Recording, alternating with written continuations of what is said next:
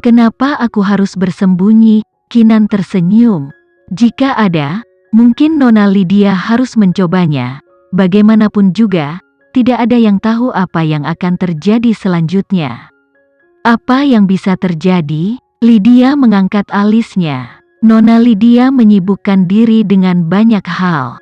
Anda tidak hanya datang untuk berkeliling mengunjungi pasien, Anda juga merawat mereka secara pribadi. Saya mengkhawatirkan Nona Lydia. Namun, Nona Lydia sepertinya tidak takut infeksi. Kondisi fisik Nona Lydia memang unik, lebih baik daripada orang lain. Kinan juga bisa bermain di game ini. Tatapan Lydia bergerak sedikit dan berkata, "Kalau begitu, aku berterima kasih atas perhatianmu. Tetapi masuk akal jika aku peduli dengan pasien meskipun ada ancaman infeksi. Aku tidak hanya akan peduli pada mereka, aku juga akan memahami pelaku sebenarnya untuk mengeksposnya ke seluruh dunia. Tidak peduli siapa dia tidak akan lolos dari penghakiman." Penggunaan kata ganti perempuan tidak luput dari perhatian Kinan. Dikatakan dengan luar biasa, tidak peduli siapa dia tidak akan luput dari penghakiman. Aku juga ingin mengatakan hal yang sama padanya, kata Kinan sebelum berpisah tanpa pamit. Saat Lydia berbalik untuk melihat mereka pergi, kilatan cahaya gelap yang tidak diketahui muncul di kedalaman matanya. "Kinan, apa virus ini terkait dengannya?" Jessie berbisik untuk bertanya setelah mereka membuat jarak yang cukup di antara mereka. "Iya," jawab Kinan dengan percaya diri. Orang-orang yang mendengarnya terkejut. "Tapi kau membiarkannya pergi. Itu karena kita tidak memiliki cukup bukti. Namun, dia tidak akan melarikan diri. Suatu hari, dia akan jatuh ke tangan kita," kata Kinan dengan tekad. Lydia adalah bagian dari konspirasi ini yang telah merenggut begitu banyak nyawa dan masih mengancam Vano. Dia tidak akan pernah memaafkannya. Kinan bersumpah untuk mengekspos dirinya dan semua orang yang mendukung Lydia dalam kegelapan. Dia akan menjelaskan konspirasi mereka dan menunjukkannya kepada dunia. Jika orang-orang ini ingin berkelahi, dia akan memberi pelajaran kepada mereka. Kondisi pasien semakin banyak memburuk. Gejala penyakitnya sangat kejam. Para korban akan menderita tenggorokan gatal, ruam di sekujur tubuh, dan kehilangan nafsu makan. Yang terburuk adalah mantra pingsan demam. Mereka akan hanyut masuk dan keluar dari kesadaran, dan beberapa tidak akan pernah bangun. Rumah sakit itu sibuk, setiap pekerja medis sibuk menyelamatkan nyawa. Setelah kelompok Kinan mengenakan pakaian hazmat, mereka memasuki area karantina yang menampung semua korban. Ketika mereka masuk, rasanya seperti mereka sedang berjalan ke zona perang. Perawat dan dokter bergegas dari satu ujung ke ujung lainnya dan ratapan serta rintihan pasien yang menyakitkan adalah hal yang konstan. Satu-satunya istirahat yang bisa dilakukan para dokter dan perawat adalah 40 kedipan mata yang bersandar ke dinding, bahkan ada yang langsung tidur di lantai. Ada racun kematian dan keputusasaan yang berat memenuhi area itu. Kelompok Kinan merasakan sesuatu yang membebani hati mereka saat mereka berada di sekeliling mereka. Mereka benar-benar mempertanyakan kemanusiaan dari pelakunya yang telah menciptakan neraka ini di bumi. Ketika mereka menggunakan metode yang sama di panti asuhan, itu adalah untuk menyelamatkan anak-anak. Namun, tragedi ini tidak ada hikmahnya. Saat ini, setidaknya 100 orang telah meninggal, dan jika rumah sakit masih tidak dapat menemukan obatnya, semua orang di sana akan mati.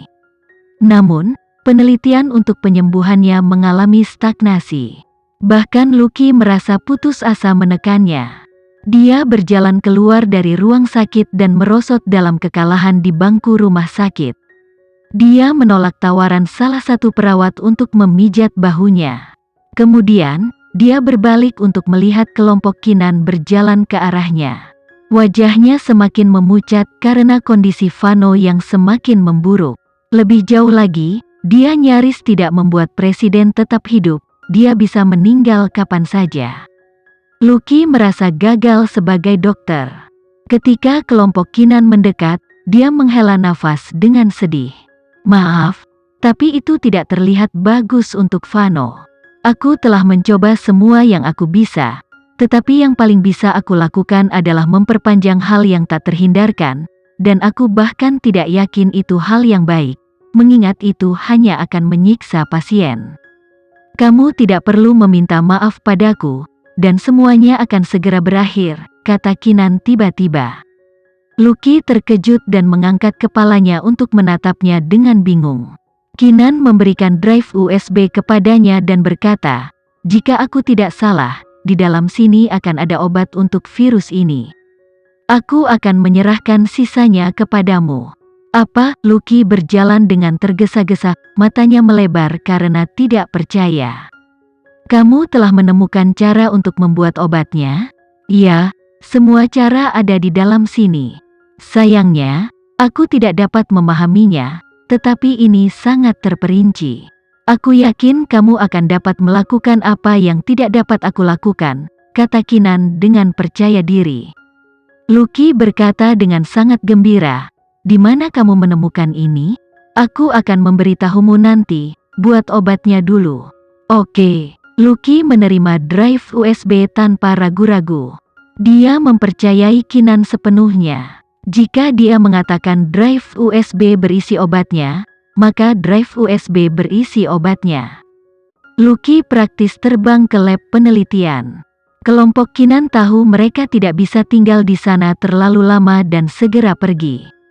Meskipun dia ingin mengunjungi Vano, selain dokter yang memenuhi syarat, tidak ada yang diizinkan masuk ke ruang sakit.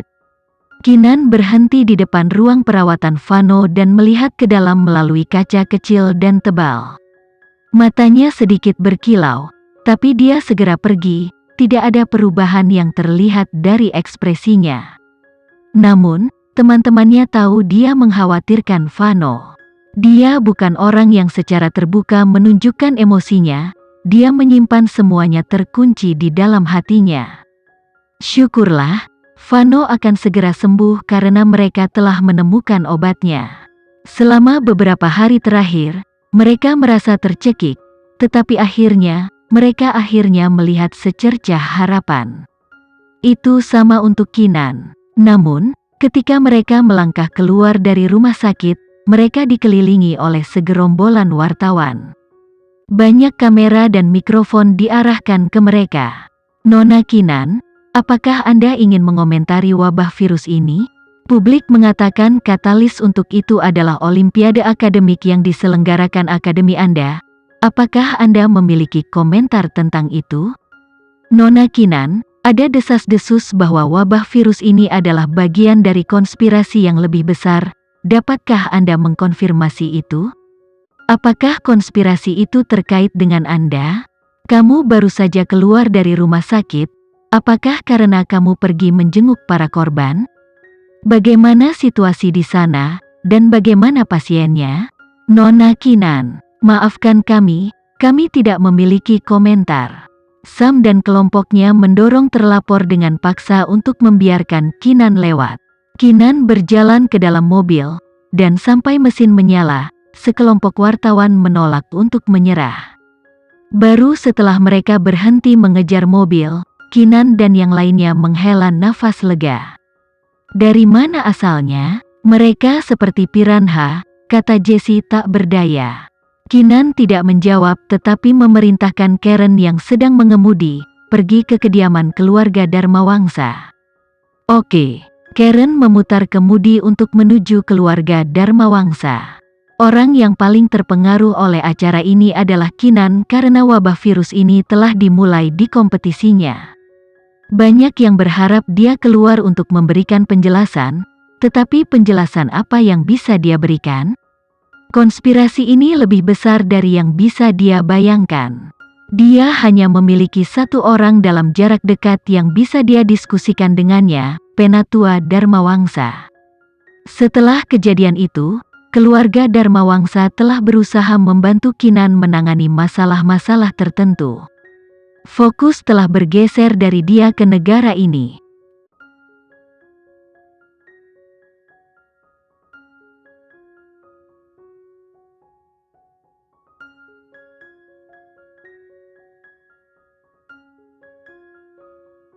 Sekian dulu ya video kali ini, kita lanjutkan lagi videonya di lain waktu.